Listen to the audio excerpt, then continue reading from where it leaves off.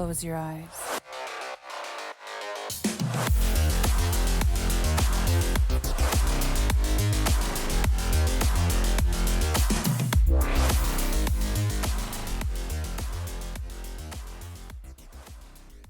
Yo, welcome everybody back to the 2-Minute Warning. I'm your host Ethan, and I got Lucas on remotely. What's good? We're back with our weekly episode. It's been 2 weeks since we actually recorded an episode, so we got a lot to talk about. A lot of moves have been made. We've got a Super Bowl matchup. A lot of coaching positions have been filled. Actually, all the coaching positions have been filled. We got to talk about, the divisional round, the conference round. And yeah, so let's jump into our Super Bowl matchup here. We got Chiefs-Niners. How you feeling about this matchup? I think it's a pretty deserving matchup for both teams, I mean, it's the 1 seed and the 3 seed, so you can't really argue against it. Both very talented teams. Both teams that have been here before. I think it's the matchup everyone didn't want to happen, but that's probably because it was the most likely to happen, realistically. So, it's gonna help the NFL. They're gonna have a bunch of fucking viewers, and it's gonna be great for the NFL overall. But yeah, it doesn't surprise me. Yeah, this is like Mahomes making history. He's had he's been to 5 Super Bowls. 6 Super Bowls actually? 4. He's won. Four. Well, he's been to 5. This is his 5th. He's only won 4. No, or this if he hasn't won 4. No, he's been to 4 out of the past 5. He's been 4 out of the past 5 and lost 2. Yes. Oh, he lost 2. Yeah, that's right. Yeah, because he lost to Brady and then he lost to twice. Yeah, he lost to Brady twice. Yeah. Yeah, he lost to Brady twice. Yeah. Yeah, so, this he's making history, man. When it's all said and done, I think once his career is over, he's going to be the second greatest quarterback of all time, and there's not even going to be a debate. I love Peyton Manning and Joe Montana. Second greatest? You don't think he could surpass Brady? Unless he gets more than 7 chips, no. He's on a damn good pace. Too. Yeah, he's on a pretty good pace. He's on damn good pace, but he could. Well, I think he's definitely the most talented quarterback of all time. Yeah, but how can you be better than a quarterback that you're 0-2 against? Okay, then Manning's better than Tom Brady. Oh, you mean Eli? Right? Oh, you mean Eli? Yeah. Well, right. Yeah. So I don't like that argument because teams change so much, and if you give Mike Evans on that team and Chris Godwin instead of Tyreek Hill, I think Mahomes might come out with one of those. Or if you give them that defense, if you give them the Bucs defense, they win both of those championships instead of Brady, in my opinion. I don't think so, man. I just think Brady beat, at 40 years old, he beat a young Patrick Mahomes. I know Mahomes wasn't quite in his prime yet, but he still beat Patrick Mahomes at age 40. Imagine if Brady was in his prime. He was 27. That's when he played Eli. And Eli was in his prime too. He beat Mahomes at age 40. He beat a young Patrick Mahomes at age 40. There's no really argument for me. Plus, I don't know. I feel like experience goes a long way in the Super Bowl. I think it's a closer argument between Andy Reid and Bill Belichick than it is between Patrick Mahomes and Tom Brady. Because I think Andy Reid's, when it's all said, Bill Belichick's another story. Yeah, we'll talk about him a little bit later. But Andy Reid is now, Andy Reid is now 3rd all time in most Super Bowl appearances, only behind Don Shula and Bill Belichick. Belichick's got 9, Shula's got 6, Andy Reid's got 5. So, and he's tied with Tom Landry. But yeah, Andy Reid. He's making history, True, but now I'm not discrediting Andy Reid. He's a great coach, but if you give the majority of coaches Patrick Mahomes, Tyreek Hill, and Travis Kelce, they're going to be successful. Will they be as successful? Maybe not, but I feel like there's a lot of coaches in the league that if you give them the roster Andy Reid has had with his success, I think it'll be very similar. You know, not discrediting Andy Reid. He's a great coach. He's definitely one of the greatest of all time, but I don't think he's gonna retire as the greatest unless he continues to coach for 10 more years and is successful every year. Patrick Mahomes is 14-3 in the playoffs. He has a 67.4 completion percentage, 282.5 passing yards per carry, 39-7 touchdown interception ratio, which is crazy. 7 picks in 5 Super Bowls. That's or in 5 playoff appearances. In all his playoff appearances. That's crazy. 39-7 touchdown interception ratio. That's crazy. And 106.3 passer rating. That's crazy. Those are crazy stats. But yeah, Mahomes is him. He has 14 career playoff wins. He's 2 behind Joe Montana for the second spot. And Brady's running away with 35. But if he can get 35, isn't he tied with Joe Montana now? No, he's still got 14. But if he wins the Super Bowl, he'll be one behind Joe Montana. Joe Montana's got 16. He's tied with Peyton Manning, John Elway, and Terry Bradshaw at 14. Oh, yeah. Yeah, that's crazy. And he's going to get to 30, I think. Yeah. It's ridiculous, but yeah. And, he will. Moving over to, Mr. Irrelevant, not Tom Brady. Brock Purdy. What a turnaround that was in the NFC Championship, man. Hell of a game manager. Yeah. Yeah. Hell of a game manager. First half. The first half of that game, he had a 46.7 completion percentage. Second half, he almost doubled it to 81.3. 174 passing yards in the second half alone. Ridiculous. Yeah. He had a 39 passer rating in the first half. And then second half, he had 132.8. Yeah, he's around 49 rushing. I'm not gonna lie, he's a dog. Mm-hmm. He's a dog, and I know I've been hating on him all season, and you have been hating on him. Nothing against Brock Purdy personally. He seems like a very humble kind of player. He doesn't seem like he doesn't seem like a Patrick Mahomes type where he's gonna gloat. You think Patrick Mahomes isn't humble? Bro, did you see what he did to the greatest kicker of all time, bro? He's like, you're in my space. Okay. He's in your end zone. I don't know what you want him to do. But that's what kickers are. Kickers are allowed to do that. And he's not. They shouldn't do it. No other kicker does it. He's been doing it for 12 years, though. Okay, but I don't think that's like. Justin Tucker knew what he was doing. He does it to get under people's skin, and it worked. But, they had to stand on business, and they did. And they got his ass out of there. Yeah, So... I just don't like the whole pish-posh attitude where this is like, you're in my space, so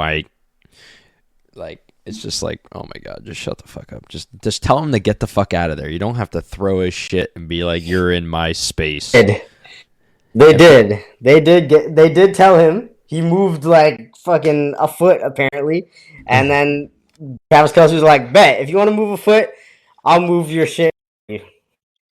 So I don't know. Anyways, I agree with the Chiefs on that one, but he is the third Mr. Irrelevant in NFL history to appear in the Super Bowl. And he's the only quarterback. Second year. And he's the only quarterback, Mr. Irrelevant, to appear in the Super Bowl. Kicker of Tampa Bay, Ryan Sucop, was Mr. Irrelevant. He appeared.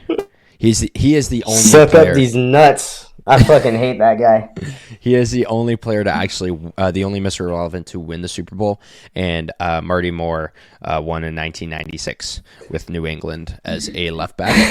And Brock Purdy's the 9th QB to start a Super Bowl before turning 25. A lot of Hall of Fame quarterbacks or future Hall of Fame quarterbacks here. Dan, Brady, Mahomes, Hurts, Goff, Big Ben. These are all quarterbacks that made the Super Bowl. If Brock wins a Super Bowl this year, if Brock wins it, right? Yeah. Immediately. He's immediately a Hall of Famer if he wins. Brock Purdy. I think so. Okay. No one's done what he's done. 2 years, in 2 years, has made the conference championship and Super Bowl. If he wins the Super Bowl, Irrelevant had to earn his spot on his team. And realistically, the only reason they didn't make the Super Bowl last year was because he got hurt. So I don't think he makes Mr. Irrelevant never lost a playoff game when he's played the whole thing.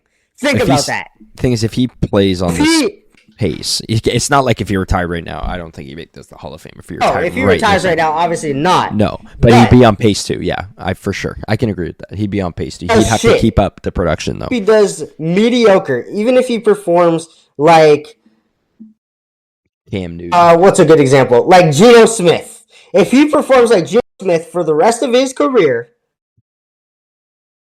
I don't care if he doesn't make another playoff appearance. Well, obviously you have to make a playoff appearance. I don't care if he wins another playoff game. I don't care if he is carried by Christian McCaffrey and Deebo Samuel and Ayuk. I don't care of any of that.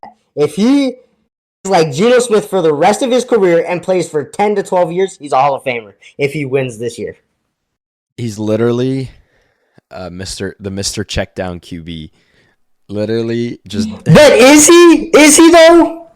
Mr. Checkdown. Not really. He's not really though. Yes, he played like that sometimes. But a lot of quarterbacks do when you look at it. I mean, his yards per average is a lot higher than everyone else. He threw less passes than Jared Goff and only had 6 less yards. And he completed and he didn't complete more than Jared Goff. He had 5 less completions and only had 6 less yards. I don't understand that. I understand some of it because he does do it sometimes, and I mean he can't really control the fact that he's playing with Deebo Samuel and Ayuk. He put in their hands, and yes, they can go for 42 yards, or yes, they can go for a 50-yard touchdown, but it's not his fault. He's putting it on target in their hands, short field, medium field, and long field, and it's working for them. He's doing what you want to say. What he has to. Regardless of what you say, where he's completing them, it's working, and he's putting it on the money. It's like every single play is 2 yards down the field, and then they go. No. He's passing it on target, and he's completing large passes downfield. The reason he's like 5th in the league for passing yards. You don't get that by just throwing it down, check downs 24/7.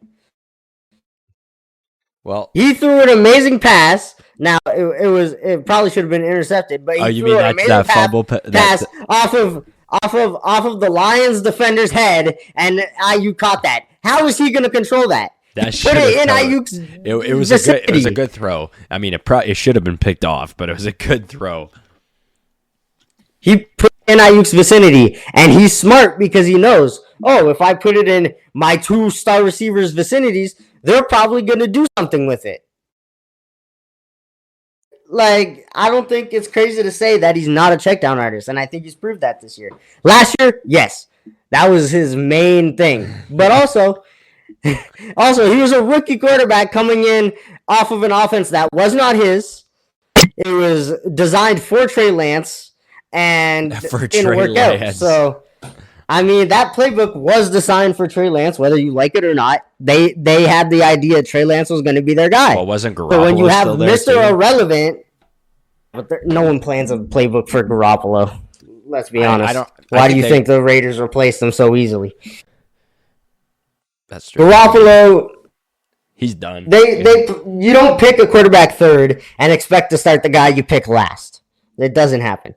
So I'm not going to blame Purdy last year for checking the ball down a lot because, one, that's actually very smart to do for a rookie quarterback. If you look at the talent they have, if I was a quarterback, right, and I look, okay, I have the best running back, I have a top 10 wide receiver, and I have another top probably 12 wide receiver, and I have 3 tight end. Do I risk it throwing the ball downfield when there's a defender, or do I just check it down to people that have the fastest 40 in the league? Or like, it's so that he did that. You can call him what you want, but he proved everyone wrong. Hey, I'm not saying he's a bad check down artist. I'm just saying he's a check down artist, which other quarterbacks do that. For yards per attempt than 90% of the league. So, I mean, I don't know. Anyways, we're gonna move backwards into we'll start in the divisional round. We'll start that Kansas City Chiefs Buffalo Bill matchup. Wide right, as everyone's saying. Man, I've seen poor Tyler Bass. I've seen people say cut off his leg. Yeah. I've seen people say, "Hey, sell the team." I saw someone say, "Trade Diggs or release Diggs, trade Allen, cut off Tyler Bass's leg, and sell the team." That is how disappointed they were with him, and I don't blame them. It was a rough game, but I knew the Chiefs were going to win it. The playoffs are just such a different thing. And the Chiefs have proven time and time again that they win when it gets rough. The Bills have not. And that's why I picked the Chiefs to win. And they got it done. And, the Tyler Bass receiving death threats and shit for, We don't condone that. That's fucked. No, that's fucked up. It's not right. No matter how bad someone plays, they don't deserve that. Ever. The Bills lose to the Chiefs by a field goal, obviously 27-24. The Chiefs take that one. Yeah. Also, really, I know I've made jokes about DeMar Hamlin. I know I've made jokes about DeMar Hamlin, but clearing my name, you should not make jokes about DeMar Hamlin when he failed to get the fourth down fake conversion. Punt, the fake Do punt. Not say he stays dead. Please. Please do not go out saying, well, if DeMar Hamlin just stayed dead, we probably would have got that fourth down. Do not say that. I have made jokes. It is jokes. You guys are serious about this. Please do not be. This is not something you should actually be serious about. If it's a joke, I get it. But please do not joke about that because it actually affects people. So, I just want to clear that up. It was a shitty play to begin with, though. It was a shitty play, and I can acknowledge. I was even like, why are they running this? I don't know. But they thought they had something. They had nothing. Yeah. They had nothing. They didn't.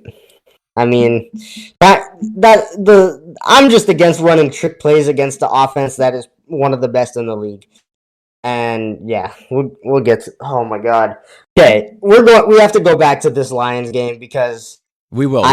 You're talking about the Lions. The Lions Niners game. Yeah, I have a lot to talk about the Niners. We'll move up to it. But let's talk about this Texans-Ravens game.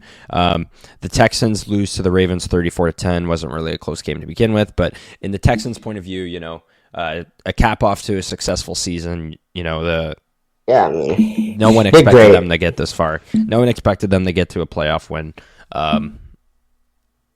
CJ Stroud did what he could with, the Ravens defense just destroyed.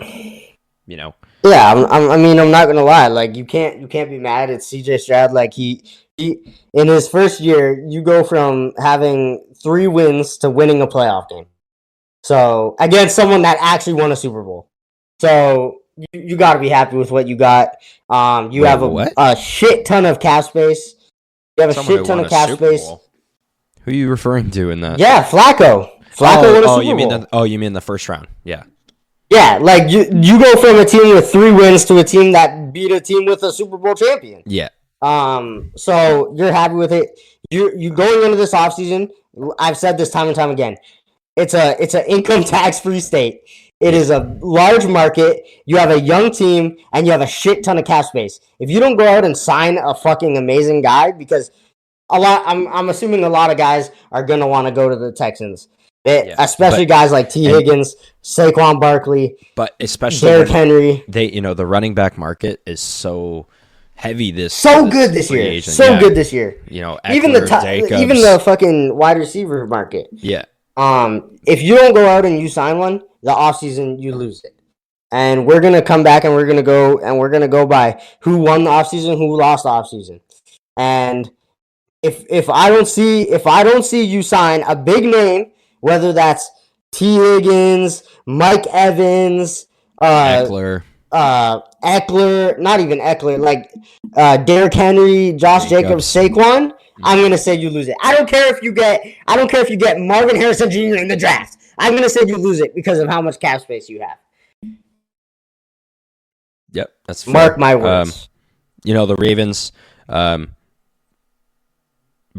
Ravens balled out in this game. They really did.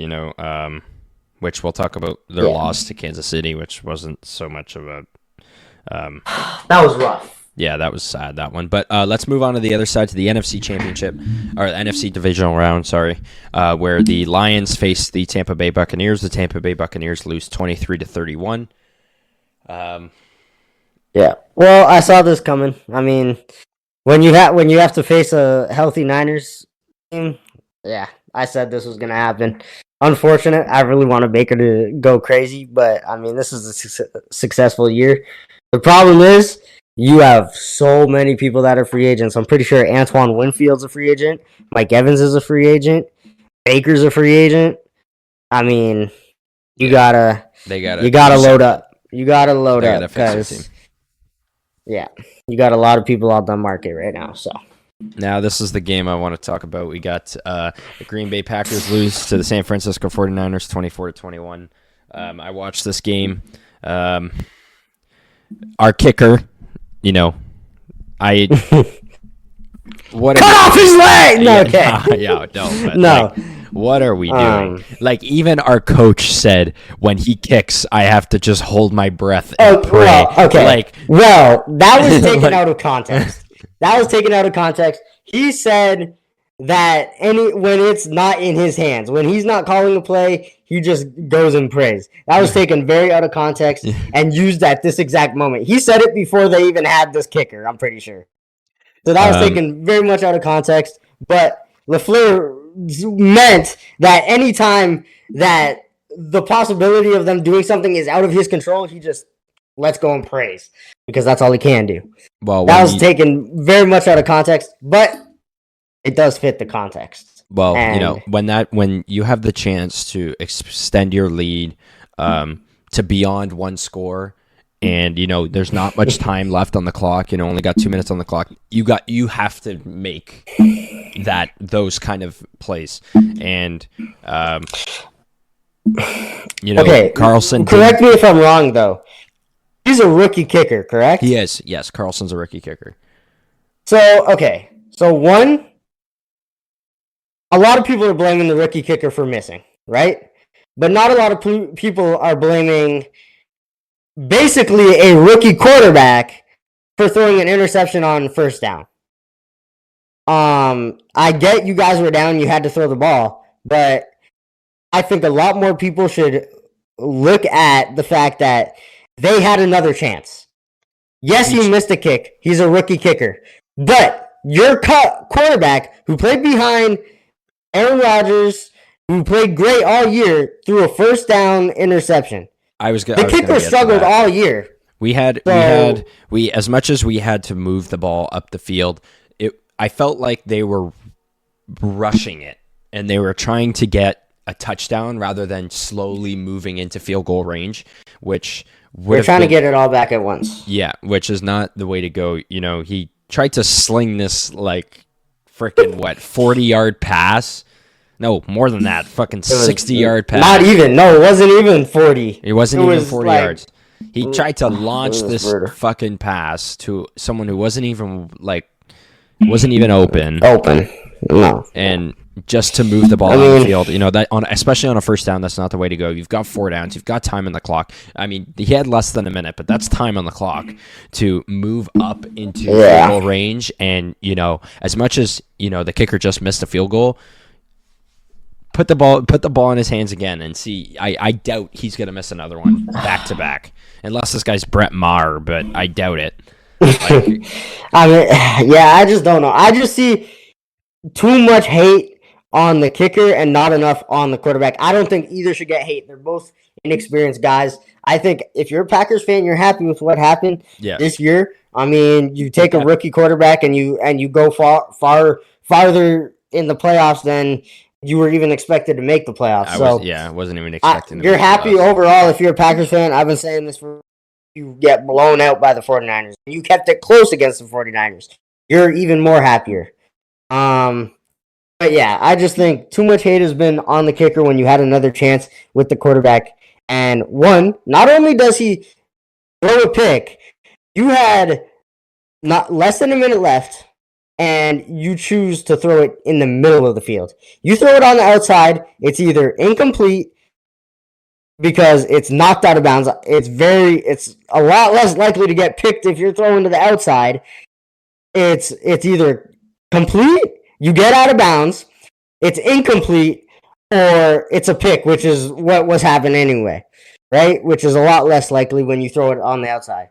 I just think as a quarterback decision, you need to try and throw it to the outside. I don't know if it was the play call, but I don't know. I think not enough blame is on Jordan Love because he's been great all year, and too much hate is on Carlson, a rookie kicker who hasn't been great all year.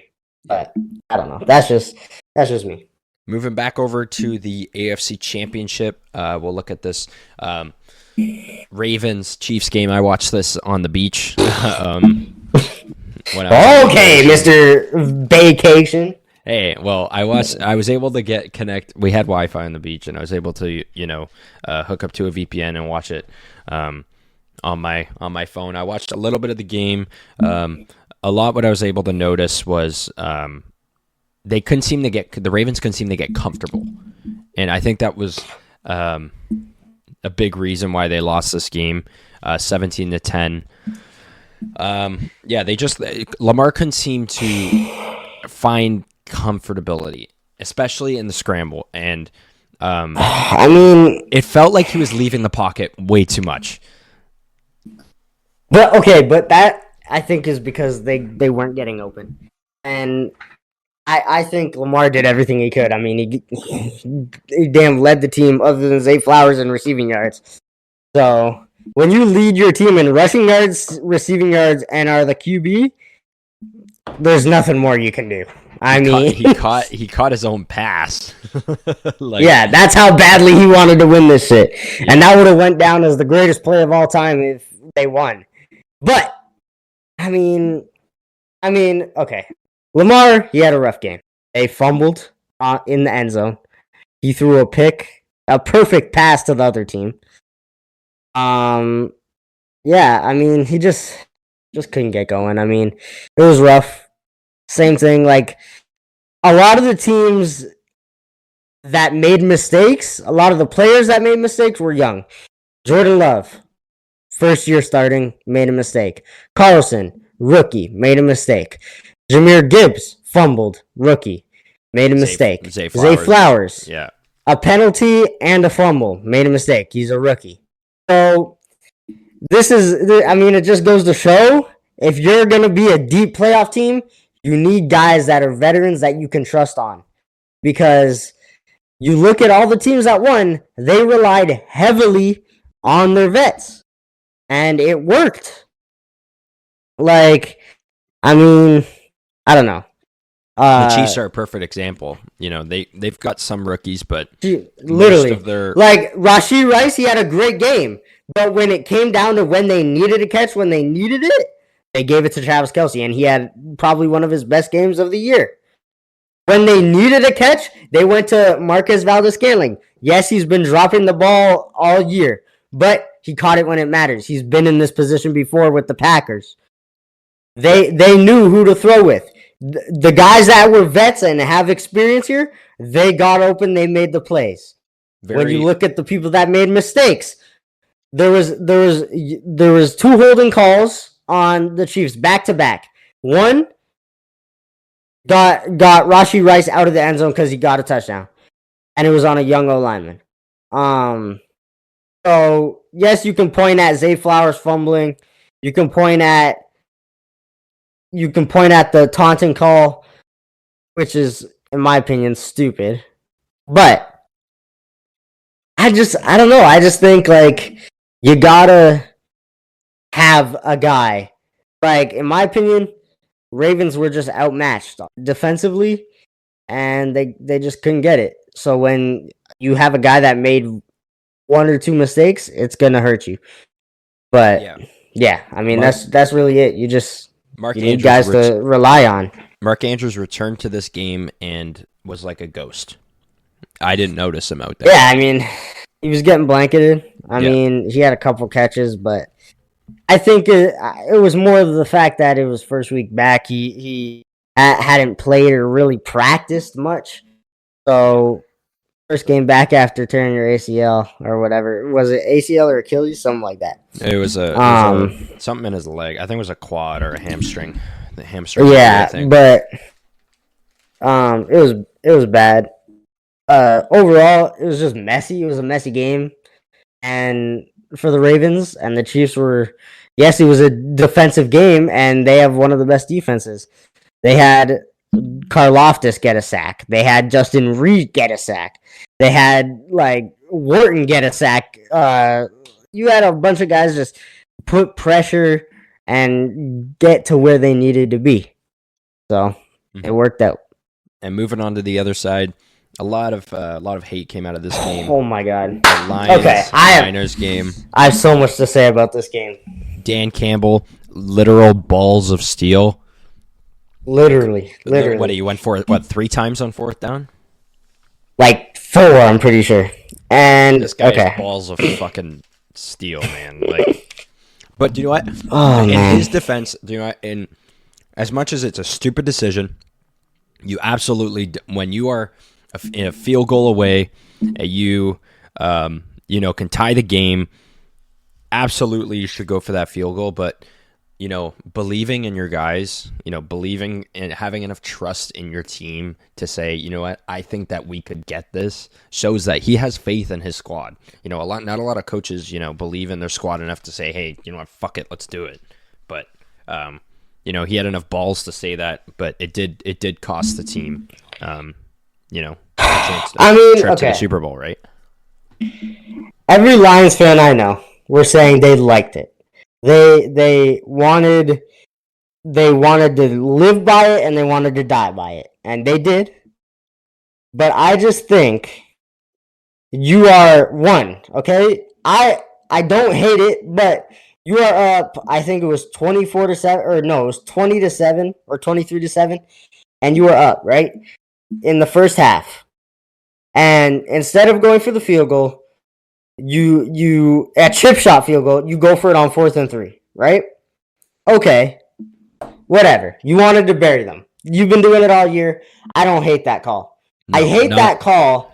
I hate that call when in the second half you are down by a field goal and on 4th and 3 you decide to go for it again. Yeah, that's ballsy. That is when I hate that call.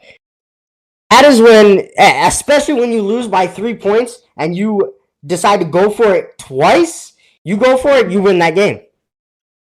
Okay, you make that field goal, you win that game. Like, I don't know. I just think you're up. I get trying to put them away, but when you're down 3 and you are 4th and 3 or whatever, and you choose to go for it, with a young team, and instead of kicking that field goal to tie the game, you just say, no, we're going to go for it. We're going to die by this. And even Dan Campbell was saying, we don't know if we'll be back. It's very hard to get back. But I don't understand that call. Yeah, I agree. Look at the people you have that might leave. C.J. Gardner-Johnson, a best free agent. Defensive player besides Aiden Hutchinson. And speaking of which, what a matchup that was. Kittle and Hutchinson. That was a sick matchup to see. But he's got balls to steal this guy. Believing in his squad. I don't know. And another thing I don't get, okay? You're down, and first and goal, you're on the 9-yard line, right? Or whatever. And you go for it, right? You go for it. Instead of kicking the field goal, you need multiple scores, right? Instead of kicking field goal, you pass to Anthony Ferkser, a guy that was once a fullback, transitioned to a tight end, hasn't gotten a catch all year, hasn't caught a ball all year, right? And instead of passing to David Montgomery, Jahmyr Gibbs, Josh Reynolds, Jamison Williams, Amon St. Brown, or Sam Laporta, you go to a former fullback that hasn't caught a pass all year to try and get a touchdown. So he catches it, right? He goes 8 yards. He needs 9. He goes 8 yards. Instead of going out of bounds, he dives for the end zone. Mm-hmm. That is something that someone who has been in this position before, who's caught a ball, would know to do. Go out of bounds. There's not a lot of time left. You need 2 scores. In my opinion, should have taken the field goal. But, okay, you want to die by it? Die by it. But you can't pass the Ferkser on that. I don't care if he's open, but Ferkser, you got to go out of bounds next time. Now, you probably won't get it next time because you didn't catch a ball all year, and there was probably a reason for that. Everybody's going to get cut. But I just don't get that call. I don't get why Ferkser was in that position and not Laporta or Zach Ertz. Yeah, Zach Ertz. Did Zach Ertz sign with them? He did, right? Sign with them, yeah. So which didn't play really, but so instead of going with one of your 2 tight ends that have been here and are good, or your star receiver, or your receiver that caught a touchdown, Jamison Williams, or Josh Reynolds, or one of your 2 1,000-yard rushers, you stay in bounds with Ferkser and miss the chance. I don't know. That's just, I'm nitpicking, but you have to nitpick when you lose by 3 points and you didn't go for it twice, possibly 3 times if you include that. Yep. So. And then, so tough loss for the Lions. But I wanna talk about, this is something that's really been bothering me the past 2 weeks. Taylor Swift has really been pissing me off, and it's not. What the fuck? And it's not Taylor Swift that's been pissing me off. It's the fucking media. Every time the Chiefs score a fucking touchdown. Don't give it attention. Don't give it attention. Don't give it attention. Don't give it attention. Don't give it attention. Literally. Don't give it attention. Taylor Swift could be on the shitter, and they're gonna fucking pan the camera to her. Like, it's bullshit. It's not good for the NFL. Whatever. That's my little rant. But I have no comment on that. Taylor and Travis are in love, and I hope they win the Super Bowl. So, who's your pick for the Super Bowl? You're picking the Chiefs? I'm picking the Chiefs because, to your point, if the Chiefs lose, I have to see on my feed Taylor Swift crying after the loss instead of her celebrating, and I don't want to see Taylor Swift crying. So, yeah, give me the Chiefs. Yeah. So let's jump into all the award finalists. These all came out last week, so we weren't able to talk about them. All the award finalists. Let's start with Let's start with assist. You want to talk about assistant coach of the year? We can talk about assistant coach of the year. Yeah. So we got Ben Johnson, the offensive coordinator for the Detroit Lions. Mike McDonald, the defensive coordinator, was the defensive coordinator for the Rams, is now the head coach of the Seattle Seahawks, but we'll talk about that after. Yes, we will. Todd Monken, the offensive coordinator for the Baltimore Ravens. Jim Schwartz, the defensive coordinator for the Cleveland Browns, and Bobby Slowick, the offensive coordinator for the Texans. So, I think this should go to Ben Johnson, and I agree. I think Ben Johnson. I think he deserves it. I mean, it's in my opinion, it's between Ben Johnson and Todd Monken. I'm not gonna lie. As much as I would love Mike McDonald to get it, they won't give it to him, especially now that he left the team. But I think Ben Johnson deserves it. Yeah, he was. There's big talk about him leaving, possibly going to head coach a team. But it came out yesterday that he is staying as the offensive coordinator for the Detroit Lions next year, which is great. It's great for them. It's really great for them because I'm not gonna lie, Ben Johnson is realistically does more for that team than Dan Campbell. Dan Campbell's more of that motivational speaker, the guy that, gets those guys hyped for the game. But when it comes to, calling shit, Ben Johnson is the guy. Without Ben Johnson, the Lions aren't the Lions. The Lions might return to the same old Lions if Ben Johnson's not there. Mm-hmm. Yep. And then, I think it should go to Ben Johnson pretty easily. Yeah. Now coach of the year. Yeah, coach of the year finalists. We've got Dan Campbell, the head coach of the Lions, Harbaugh for the Ravens, D'Amico Ryans, coach of the Texans, Kyle Shanahan, the coach of the Niners, and Kevin Stefanski. I think it's pretty close between Dan Campbell, D'Amico Ryans, and Kevin Stefanski here. My pick personally is D'Amico Ryans. I think it should go to D'Amico Ryans personally. I've said this. I've said this all year, and I said this early on, and the podcast listeners can vouch for me. I picked D'Amico Ryans early on. You can't go from being a 3-win team to having a rookie quarterback and a rookie head coach and winning, and you got to win coach of the year and winning a playoff game. I mean, you got to give it to D'Amico. Now, Dan Campbell, there's a very strong argument for Dan Campbell. Yeah, I think he's very, very. I think it's. I don't think Kevin Stefanski is even in this conversation. I don't know why you think it's close. I think it's close just realistically, because of the turnaround he's made with the Browns. The past 2-3 years have been rough for the Browns. Same, I guess you can make that argument for the Texans and the Lions. But the Lions, I feel like if you're going based off the past few years, the Lions this decade were just 0-16 a few years back. But that being said, I mean, Dan Campbell, there's a very strong argument for Dan Campbell. He went, the first year coaching, he went 3 wins, right? Second year coaching, 9 wins and a winning record. And then, obviously this year, 13 wins and a deep playoff run. But I think, personally, just because of the turnaround that D'Amico made this team have, and just you look at that team, they love D'Amico. Yeah. They love D'Amico.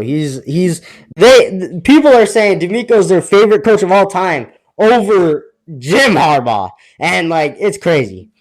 So I give it to D'Amico, but I've been giving it to D'Amico for a very long time. I think John Harbaugh or Dan Campbell would be deserving as well, but I just think D'Amico deserves it the most. Mm-hmm. I agree with that one. Let's move on to comeback player of the year. Your favorite one to talk about, comeback player of the year. Joe Flacco, quarterback for the Browns. Damar Hamlin safely for the Bills, and then 3 quarterbacks, Tua, Baker, and Matthew Stafford all here. And my argument with this is, if we're talking about a whole year as a whole, which player came back and played the best all year, it's Baker Mayfield. But if we're talking about significance and a team turnaround, it's Joe Flacco. And I think those are the two that should be only really be in the conversation. And we both know that DeMar Hamlin's everyone knows that DeMar Hamlin's going to be in this conversation for God knows what reason. Because the guy died and came back. Wait. DeMar Hamlin will win this award, right? Yes. It's pretty, we all know that he will win it. He will win it. I personally think, I agree with him winning it. But I think the person that came back and helped out their team the most was definitely Baker Mayfield, right? He came back. He was basically like nothing last year. He had one good game, earned a contract with the Buccaneers, and yes, they have a good, but he played his ass off near the end, and he actually performed really well. But that being said, DeMar Hamlin does deserve this award just because he literally died on the field, right? And he came back and played. He played. Yes, he didn't play amazingly. But it's not the award's not come back and be the best. It's comeback player of the year. Right? It's coming back from something that is so crazy and being able to return to what you were or being able to do better or whatever. Right? Like, realistically, this is comeback player of the year, not most improved. If it's most improved, I'll give it to Baker. Mm-hmm. DeMar or Joe Flacco. Because me personally, I don't get why Matt Stafford and Tua are here because they, I get why Tua is here. They played pretty good last year. They weren't great, but they played meh last year. They were injured, right? They were injured. But they're when you have a guy like Joe Flacco, who was literally considering retirement because no team wanted him. And then he gets picked up by a team that's really meh. Help. Yeah, and help. His ass off into a contract. A starting position next year. That, I think, deserves it in its own. The fact that DeMar Hamlin died, came back, played a snap, helped his team on certain plays, was a good special teams guy. No. I think he didn't help his team that much. He deserves it. He didn't help his team all that much. He was on special teams all year. He was on special teams all year and was not bad. Mm-hmm. But yeah, I think Hamlin's gonna win. But I really think, if we're talking about whole year, Baker deserves it more. But I guess it's fair arguments that it is comeback player of the year and not most improved. Let's jump into the rookie of the year. We'll start defensive rookie of the year honors. Devin Witherspoon, don't be biased. Devin Witherspoon, cornerback for the Seattle Seahawks. Kobe Turner, defensive tackle for the Rams. Joey Porter Jr., cornerback for the Pittsburgh Steelers. Jalen Carter, defensive tackle for the Eagles. And Will Anderson Jr., defensive end for the Texans. What are your thoughts on here? I think it's between Jalen Carter and Devin Witherspoon. Devin Witherspoon's the best player here, right? Mm-hmm. I think he's gonna be great, right? I think he's clearly the best player here, but he did get injured and he did play the entire year. If you don't care about that, Devin Witherspoon should win it. But I think Will Anderson should win this award. Mm-hmm. I love Joe Porter Jr. I think he's going to be great too. I think Anderson deserves it. He was amazing. It's Will Anderson if you're taking into account that he played the whole year. If you're not, I think Devin Witherspoon should play. That's not biased. I think I agree. Yeah. If you're not, I just think Devin Witherspoon is clearly the best player here. Yeah, I think Devin Witherspoon should win this award as well. That's my pick for it. So now let's jump into offensive rookie of the year. We got Jahmyr Gibbs and Sam Laporta, both from the Lions, the running back and the tight end. Puka Nacua, the wide receiver for the Rams, obviously set rookie records this season. Bijan Robinson, running back for the Falcons, and of course CJ Stroud, quarterback for the Texans. Now it's really between two guys here. We both know this. It's between CJ and Puka. Sam Laporta, obviously, puts up a fight, but he's not really close. And in my opinion, if we're I wish playoffs were, included in these types of awards, because if it was, it would easily go to CJ Stroud. Easily. But, They are. They are included? Okay.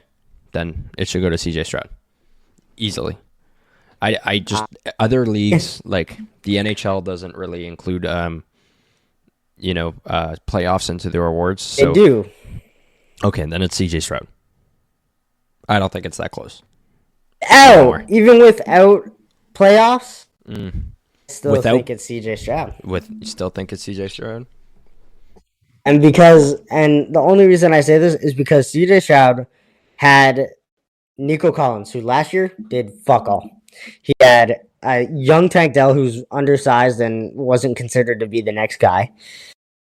He had Devin Singletary, who was shunned from the Bills, yeah. from the Bills.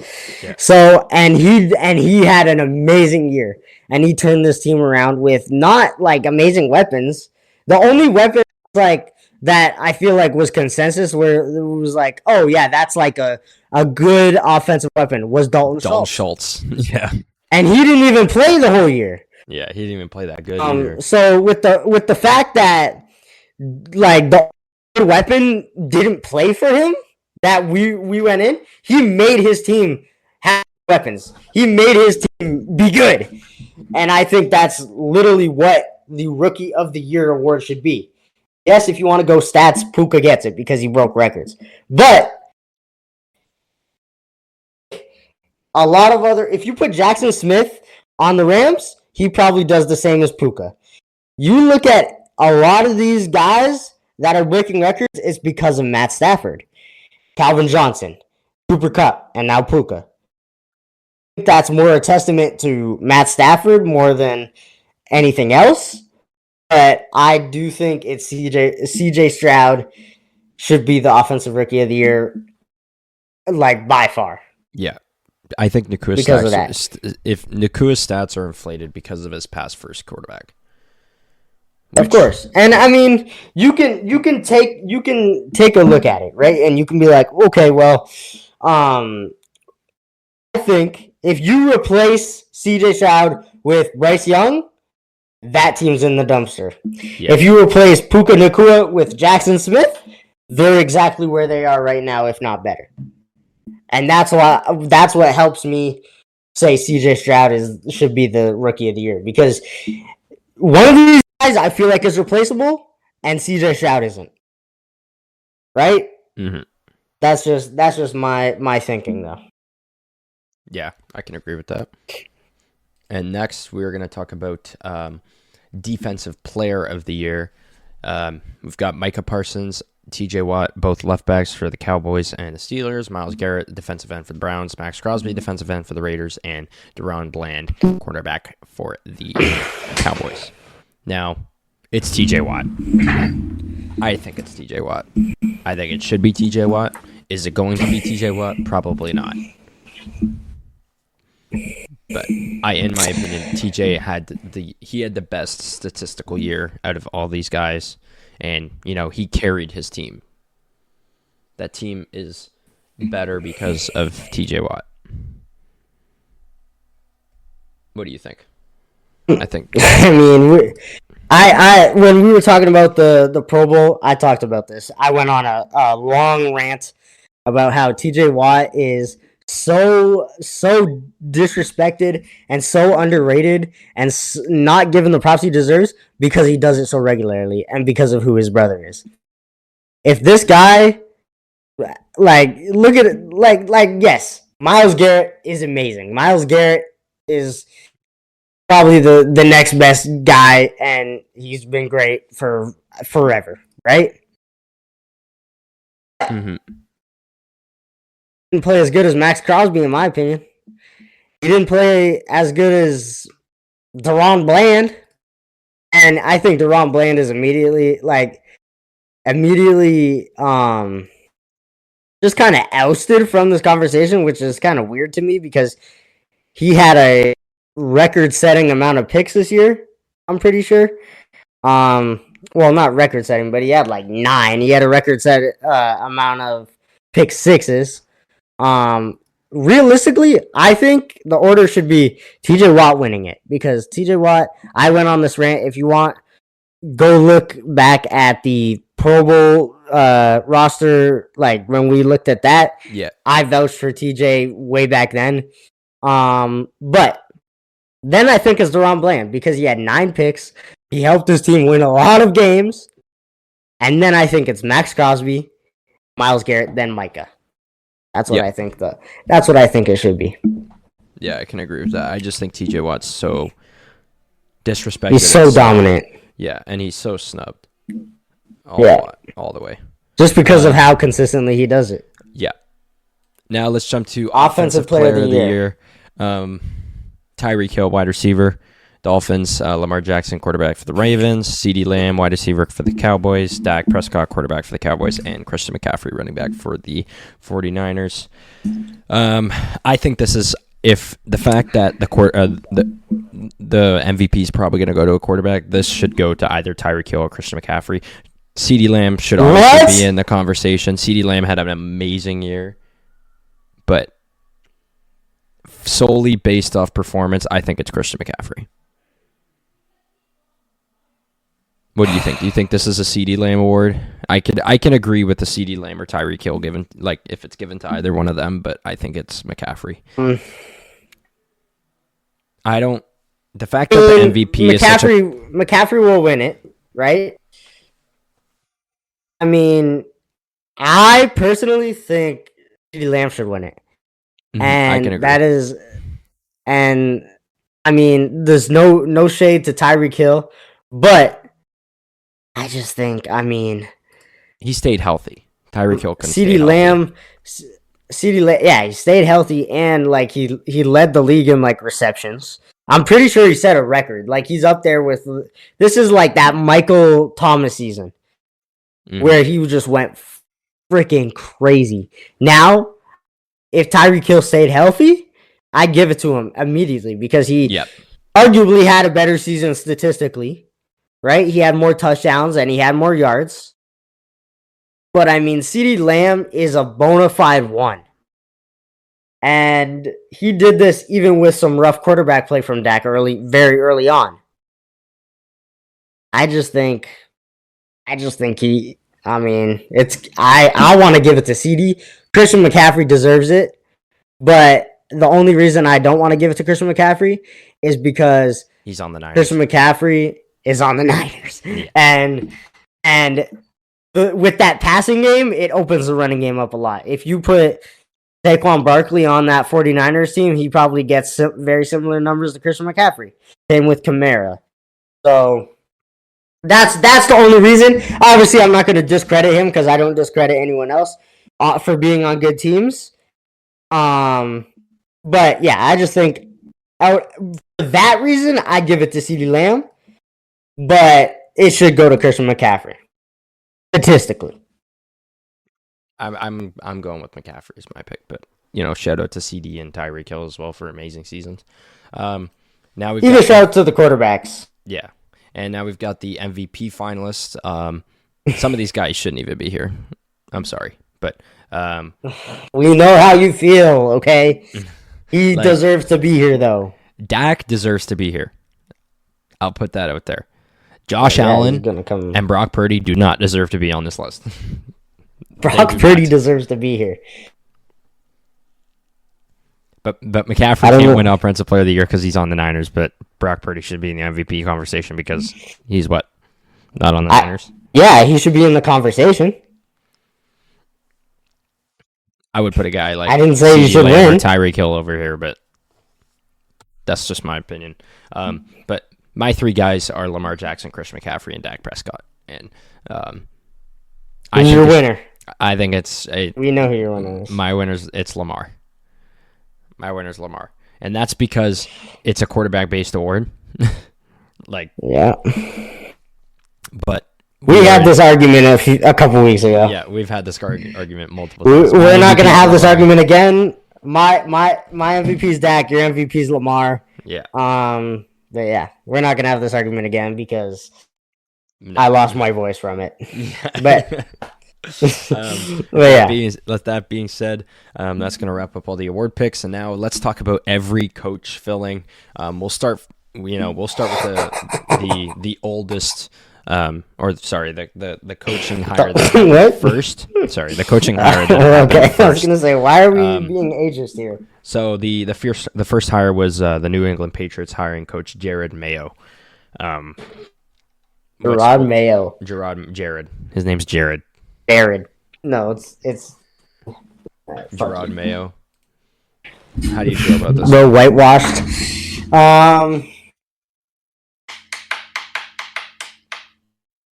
I think it's not good. No. Okay, because one, the team wasn't bad because of Bill Belichick. The team was bad because that fucking actually, it was bad because of Bill Belichick. Because Bill Belichick doesn't know how to fucking construct a roster anymore. But that roster was just bad.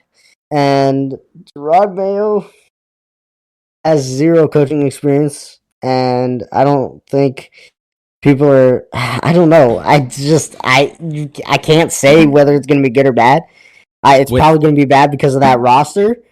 But I don't like it because one, you had a choice between keeping Bill Belichick, getting Mike Vrabel, getting Harbaugh, and you choose to get Gerard Mayo.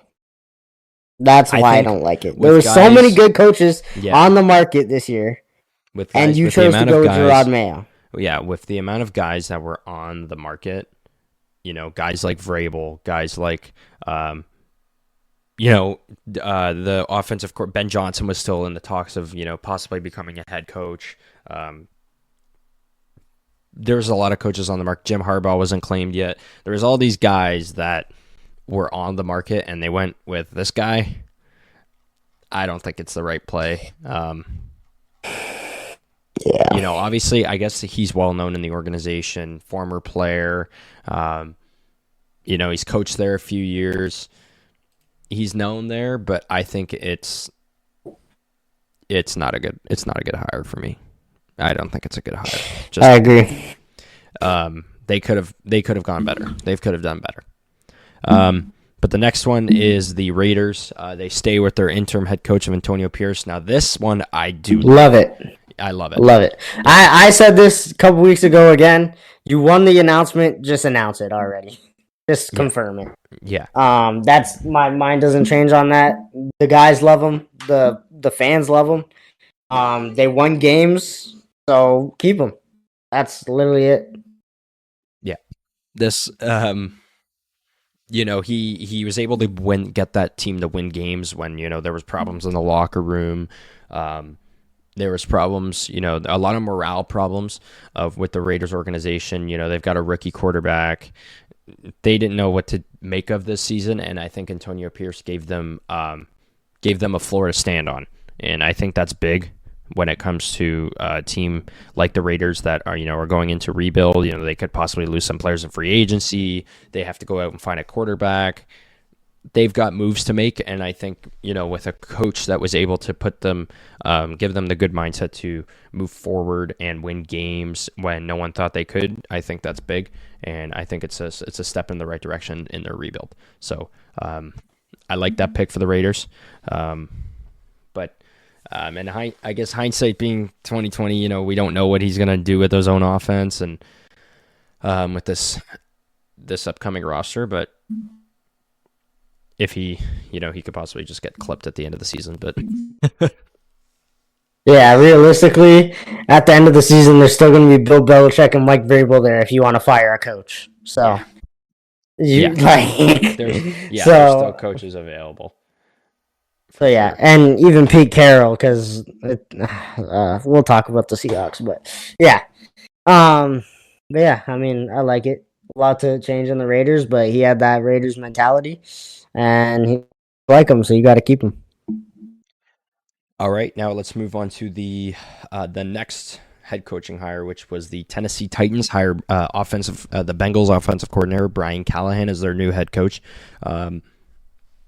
He's worked with multiple quarterbacks, Peyton Manning. He developed Joe Burrow. He's worked with Matt Stafford, Derek Carr. He's worked with good quarterbacks, but maybe he can help in the development of Will Levis if they choose to go that route. I don't know what the Titans got nothing. Oh my God! I hope they don't. They've got nothing. I hope they don't go that route. But if they do go that route, I think this is. I'm gonna say if they do go that route, this is a mid coach hire for me. I don't think it's great, but I don't think that it's gonna be a bad hire per se. What do you think? Yeah, they're gonna be the same. No, they're gonna be a lot worse than last year unless they make major. They're in a rebuild. I don't think Mike Vrabel wanted to be here, so he just said fuck it. Yeah, I mean, I don't like it, but I just think it's a very big downgrade from Vrabel. I think Vrabel's a great coach, and I just don't like it compared to Vrabel. But I mean, I think he's a good coordinator. I think he'll be fine there. I just think the offense might be rough. Yeah, I just don't know how he's gonna do good in that offense because that offense is kind of brutal. Yeah, but if he can find a way to. A lot of people are saying maybe he can find a way entice T. Higgins to go over and sign with the Titans, which he probably won't. But if he can find a way to entice him over, then if they can get T. Higgins, sign Eckler, and get a quarterback, which I don't think they have enough cap space for that. If they sign T. Higgins and get a quarterback, I feel so bad for Derrick Henry. Because they didn't do fuck all for him when he was there. Mm-hmm. But if they do that, I mean, maybe they'll slide into a playoff position. If they can do all that. But I don't like it overall with the roster that they have right now. Now let's jump into the next head coaching hire, which was the Carolina Panthers hiring Dave Canales. Sorry if I butchered that. As their new head coach, he was the offensive coordinator for the Bucks this past year. I don't like this one. I don't like it at all, to be honest. Don't? No, because I feel like he was inflated by his good. He had such a great offense, and I guess I know Baker played great and. He was comeback of the year candidate. But I don't think he's going to do well with this shitty offense. Like this offense is so bad. Maybe he can help. Yeah, I mean, I kind of liked it though. Bryce Young can maybe help Bryce Young be better. I think that's going to be the one good thing that comes out of this hire. But there's no. I said this earlier. This team's fuck no matter what they do. They could hire Bill Belichick, Pete Carroll, and Vrabel as their coordinators and head coach, and they're still going to be shit. But I mean, I don't think Bryce Young is the problem. I think it's everywhere else. That O-line, that it's just rough. So I mean, I don't hate it because it's not like they have to pay millions of dollars for a good coach. They brought in a guy as an experiment. If it works out for them, then that's great because I mean, Pepper is, I mean, he likes to control guys. He has a very loose firing stick. Pause. Yeah, but he'll fire you whenever he feels like you're like meh. And I mean, is Frank Reich still like a coach, or did he went to the college, right? He went to college, right? he got bashed away. He's gone. Yeah, he got vanished from Earth.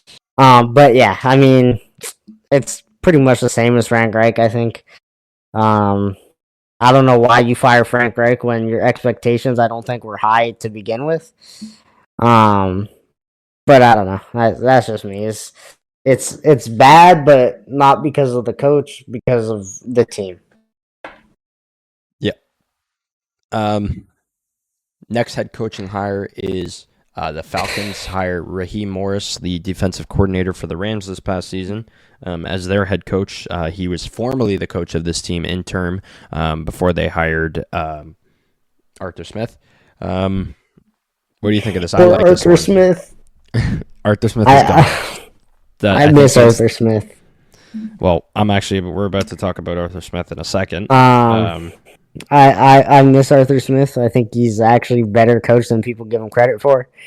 I just don't think he knew what to do with a team like that. But maybe Raheem Morris will. I think it's meh. I mean, it can't really go wrong. I think it's like you gave a all right coach or whatever, coordinator, a good team. I think the Falcons are a good team. You get a good quarterback, and that solves everyone's problems, and but I don't know. I just think, I mean, if Arthur Smith had a good quarterback, he probably wouldn't have been fired. So, yeah.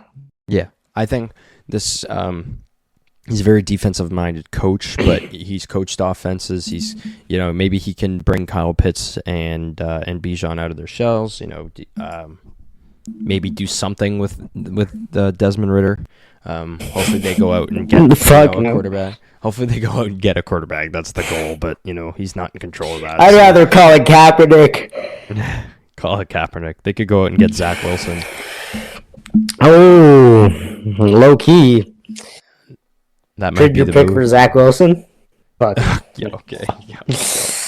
Chill. Trade your Trade your wife for Zach Wilson. That'll work. Trade your mom. Yeah. Next head coaching hire, we have Dan Quinn being hired as the head coach for the Commanders. Yeah, that just happened. I think this happened yesterday. I like it. It happened today. Yeah. And I like it. I love it. Honestly, not bad for the Commanders. Yeah.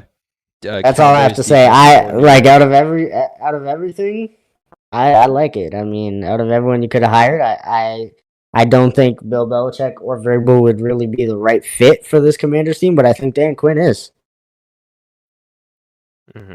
He was previously the head coach of the Atlanta Falcons. He was the coach when they made the Super Bowl. He's also a Super Bowl champion with the Seattle Seahawks. You remember that one very well as their defensive line coach. Yeah. And defensive coordinator. Has experience. He's got experience. He's got a Super Bowl under his belt. So I think this is a good head coach. There was talks about the Seahawks getting him too, but I would have liked him. But obviously, head coach for the Commanders, you can't really pass that up. So yeah. I'm not sure if that one's confirmed because I can't find any. It is. Can't find any information on it, but I'm pretty sure it's confirmed. Rappaport and Tom both reported it. So okay, and let's talk about the Steelers for a second. The Steelers have chosen to hire former Atlanta Falcons head coach Arthur Smith as their offensive coordinator. I like it. No, I hate it. Like, why? Why would? Is this Matt Canada part 2? Why? Why? Okay, I'm sorry. Arthur Smith, I just don't think is offensive. I think he has to be a head coach. I don't think he's.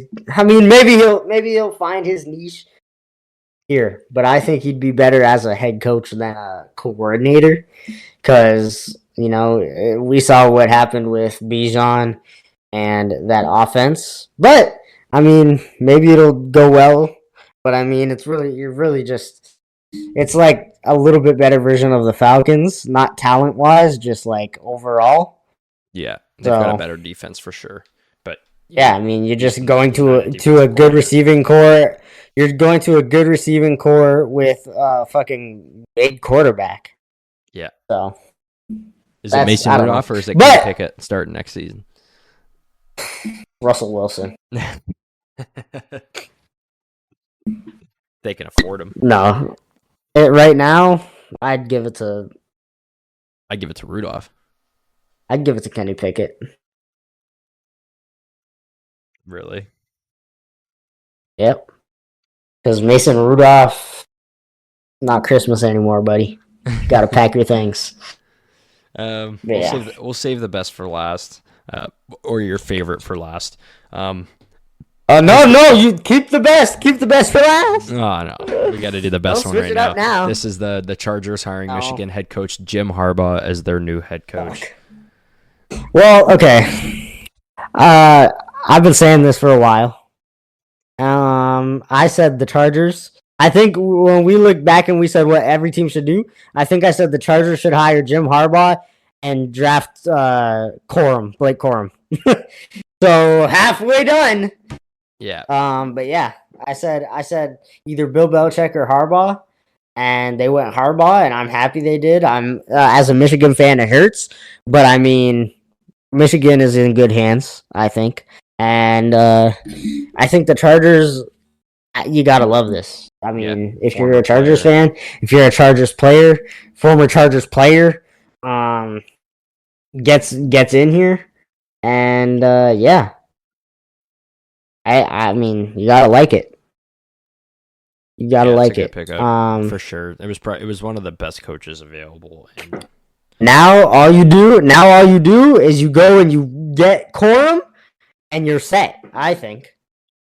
Get Corum, maybe get a receiver like Tyler Boyd, and this is going to be an amazing offense.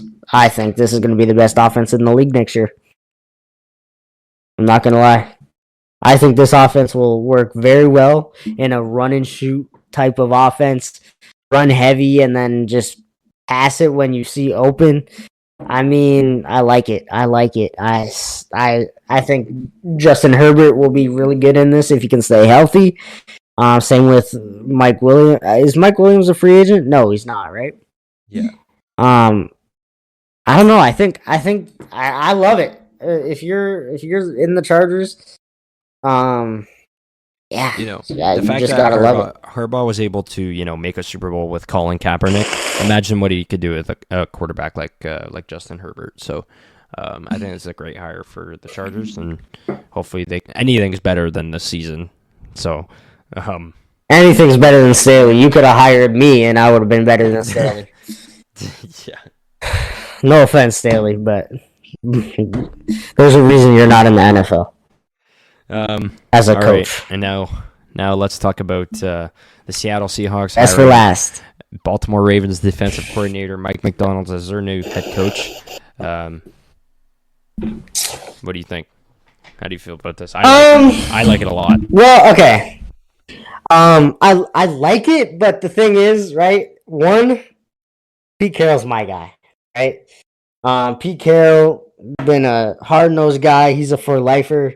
Recently, it sounds like he's been more kicked out of the head coaching position rather than what it seemed like at first, which was a mutual decision to have him be an advisor.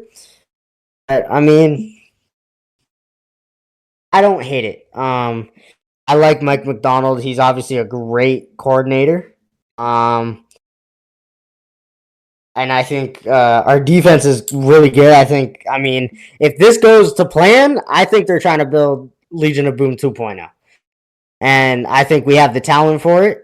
But I'm just kind of disappointed because I was really hoping for someone like Vrabel. Because I feel like Vrabel would be a hard-headed, get-to-the-grind type of guy, much like, much like Dan Campbell. I feel like Vrabel is a lot like Dan Campbell, but I'm happy with Mike McDonald. I'm hoping he can do good. We haven't seen him as a head coach really, so yeah. I mean, I'm happy with it. I kind of would have preferred Vrabel or just to keep Pete Carroll because Pete Carroll's my guy. But yeah, if they really did push Pete Carroll out the way they did it. They should have just, done it the way that they did it with Belichick. Basically said, you're done.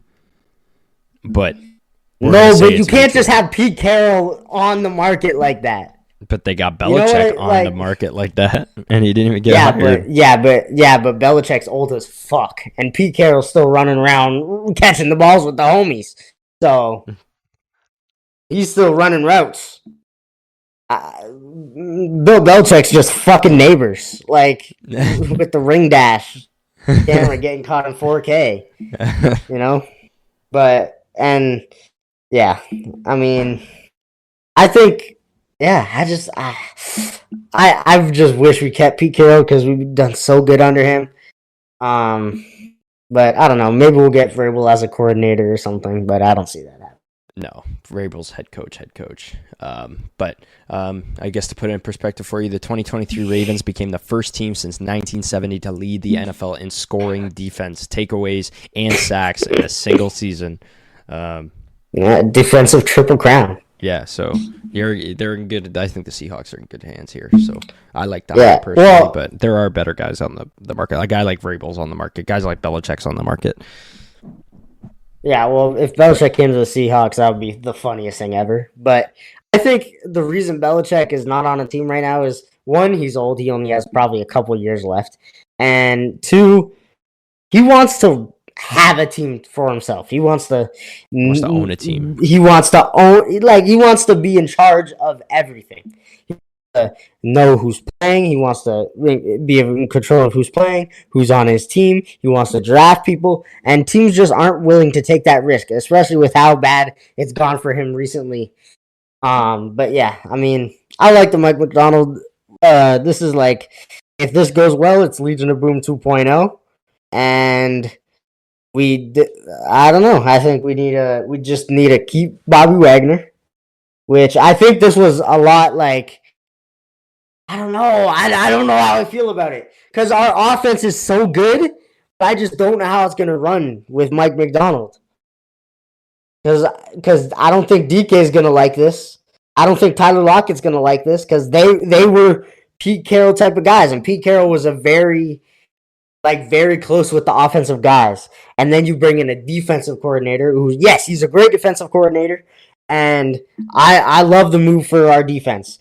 Offensive, I'm just hoping we can keep our guys, right? Because a lot of players don't like playing under defensive-minded coaches offensively, right? So, I don't know. That's the only concern. But, if we can have Legion of Boom 2.0, shit. Maybe draft Penix too while you're at it, and then keep the Seattle guys, and yeah. I think that's gonna wrap up. All the new coach hirings, and that's gonna wrap up this episode of the 2-Minute Warning. There was a lot to talk about, so we got an extra long episode. Thanks everyone for tuning in.